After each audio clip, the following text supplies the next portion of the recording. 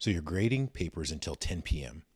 You're answering emails in between recess, lunches, classes, and your to-do list seems to get larger and larger and larger. Does this sound familiar? Well, I see you because I've been there. So in today's episode, we're going to explore 5 time management tips that will help get you time back, make you feel more productive, and give you the feeling of accomplishment at the end of each of your days. Grab your pen, grab your piece of paper, and get ready to take some notes because we're starting right now. Hey there, Dr. Gordon Amerson, Superintendent of Schools and Gallup Certified Strengths Coach. And on this channel, we leverage my experience from classroom teacher all the way to the office of superintendent to help you go further faster in your educational journey. If this is your first time with us, thank you for being here and welcome in. While you're here, don't forget to hit that subscribe button as well as the bell notification so you don't miss any cool updates or any of our latest episodes or content. You know, sometimes it can feel never ending. There's always something new. There's always something different. The challenges from day to day can be so different and so complex. And so when we think about how do we get our time back, how do we feel more productive? How do we feel like we are accomplishing things every single day? With the great and awesome challenges that our students bring to us, the new learning opportunities that we have, the new and different challenges and things that we'll experience. I just want to help start to shift your mind and change your mindset around how to maximize your time and the different things that you can or maybe should focus on and maybe not so much. Because where we put our time and our energy, where that energy flows and where that energy goes, it's going to get us our best effort. It's going to give us our best effort. And our best effort should always be in serving others, serving our students, serving our staff, serving our team, serving our community. And so let's talk about 5 ways that we can maximize our time.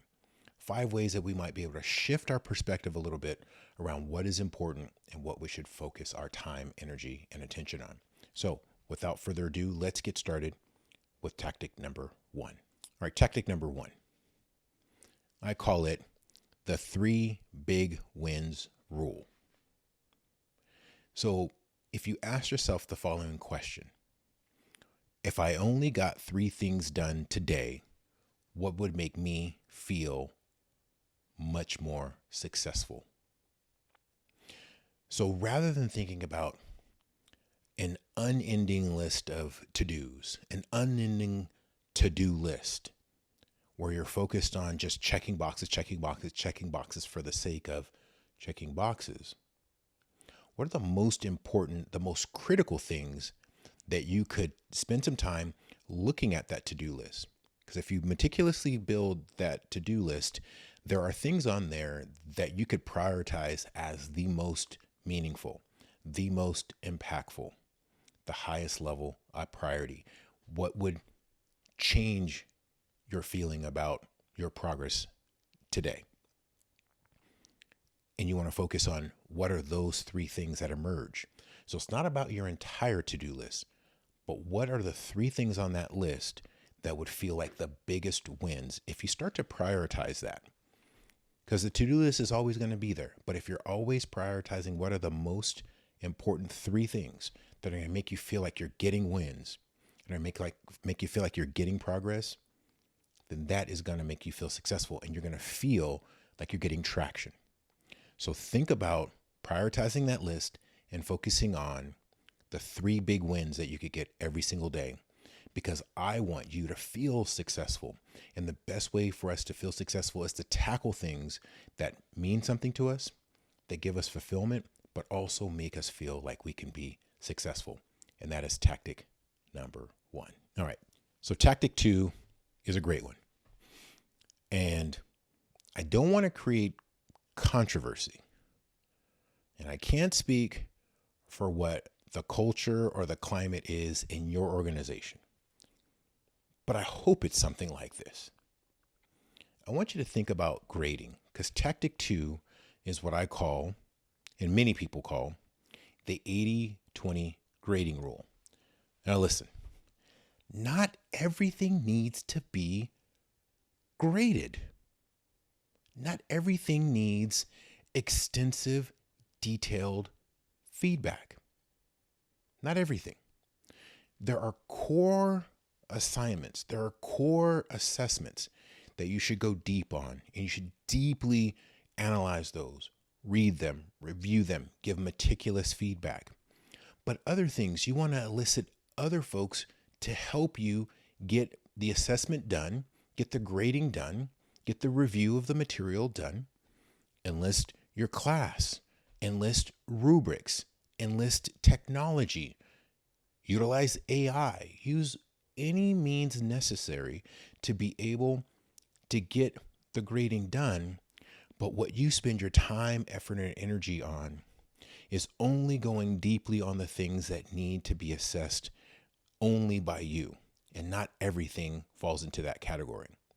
So you want to spend much more time thinking about what is the high impact grading that needs your time, energy, and attention, and what are the other things that other people or other tools can help you with. Right? And that's going to make you feel like you have more time. If you go into grading not thinking you have to grade every single thing, all 100% of every one of your assignments has to be done by you, it will give you a feeling of a little bit of freedom. It'll take some stress. It'll take a little bit of that tension off of your shoulders. Don't feel like you have to shoulder that burden. Move to that 80-20 grading rule, right? Give yourself that freedom. Enlist others, enlist technology, enlist other means of being able to get that feedback, because the feedback is important to give to students, but there's another way for you to do it. So you can maximize your time getting big wins in other ways and in other forms, right? So the 80-20 grading rule, that's tactic number 2. All right, before we move to tactic number 3, share with us in the comments below, what is your best time maximizing or time saving strategy or tactic? Share that with us in the comments below, because we want to learn from you. We want you to share your knowledge and your expertise with our community so we all can grow together. Share that with us in the comments below, and let's move to tactic number 3. All right, tactic number 3 is all about batching and automating routine tasks. So think about the routine tasks that exist in your professional practice. If those automated tasks are email, lesson planning, responding and communicating with parents and community members, if those are things, you can batch that work, like give yourself an hour. Perhaps you have a lesson planning time. Perhaps you have a preparation period. Perhaps you do it early in the morning before the school day starts, but batch it. Say from 7 a.m. to 8 a.m., I'm going to do email. I'm going to craft and draft my lesson. Maybe that's at 6 p.m. at night. Maybe that's at 4 p.m. Whatever it is, but set aside that time when you will batch and automate and do that work. So you can do deep, intensive work on that thing and not feel like you're bouncing from item to item to item to item. But by spending that time where you can go deeply in that work, you will feel like you will have more traction. You will feel like you make more progress. And so thinking about ways to carve out time to intentionally do batch work, where you can intentionally automate some of that work, where I know for the next 15 minutes, for the next 30 minutes, set yourself a timer. It's okay. But for the next 15 minutes, I'm going to go deeply on X, Y, and Z. You'll feel like you get more traction. So when you have an opportunity, think about how you'll maximize your time by batching and automating some of those routine and daily tasks. And that is tactic number 3. All right, let's talk about tactic number 4.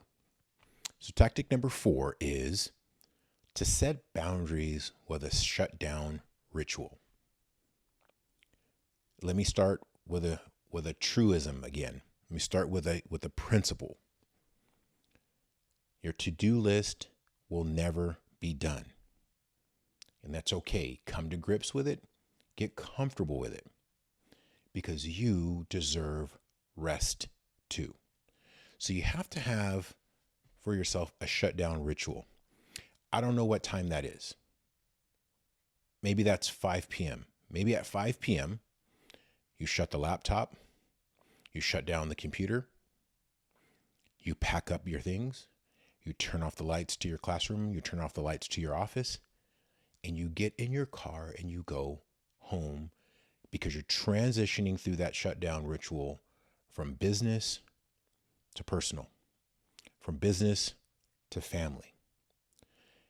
Because if you can create that shutdown ritual where you are transitioning, I want you, to the extent that you can, to be fully present, fully connected, and fully engaged with people outside of work, family, friends, loved ones.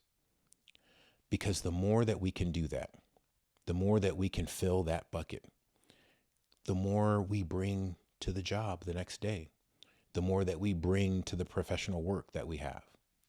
But we've got to make time for self-care. We've got to make time to give to others outside of our professional life, friends, family, and loved ones.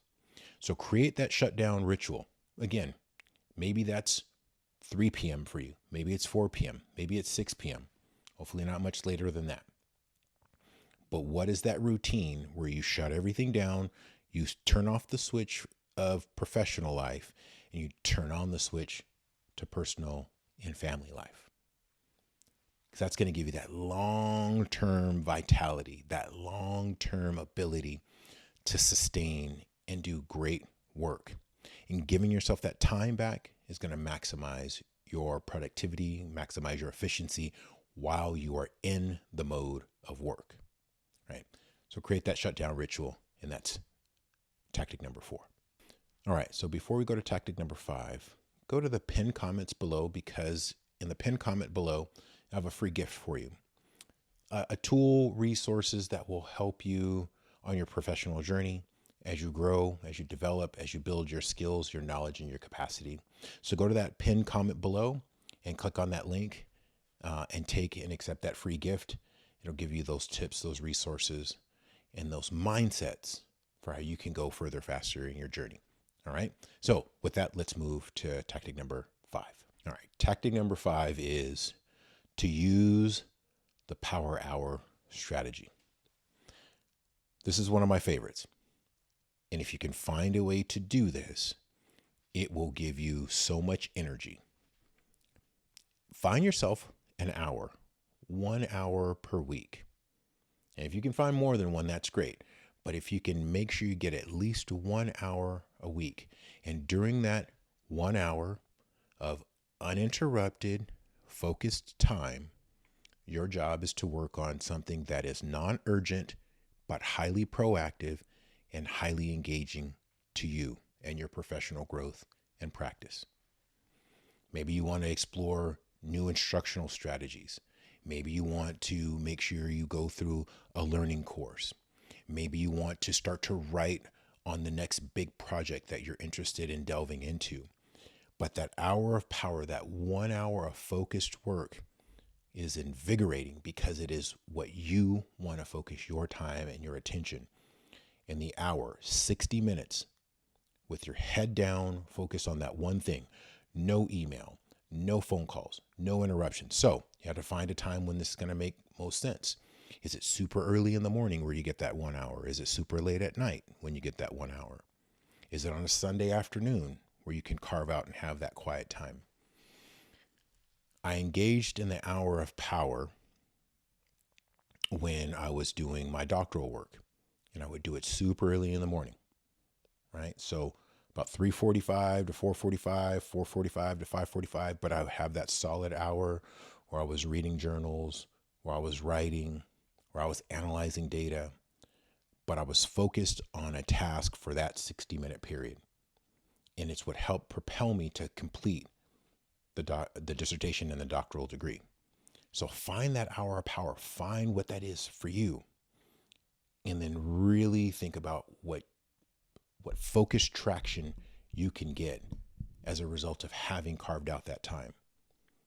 And remember, it's your time, so it's the thing that you want to work on. Nobody else should dictate what happens during your hour of power except for you. But figure out what that is and then go deep on that. Find 1 hour a week. And over time, if you can build up to 2 or 3 hours per week, even better, because you're going to feel that much more fulfilled. You're going to feel that much more invigorated around what you're doing. All right. So tactic number 5 is designate that hour of power and then go deep on that work. It'll make you feel much more productive. So I didn't share this in the opening of the episode, but I also want to give you one additional bonus strategy that I think will help you.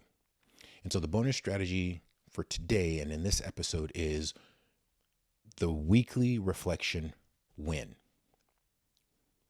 Sometimes we are notoriously guilty of not spending enough time reflecting and thinking about what we accomplished, what we're happy and proud about, and then where we want to focus our attention in the next week. So thinking about what happened last week, but then also with the express purpose of making sure that now I know what I did last week and now what I want to do going forward.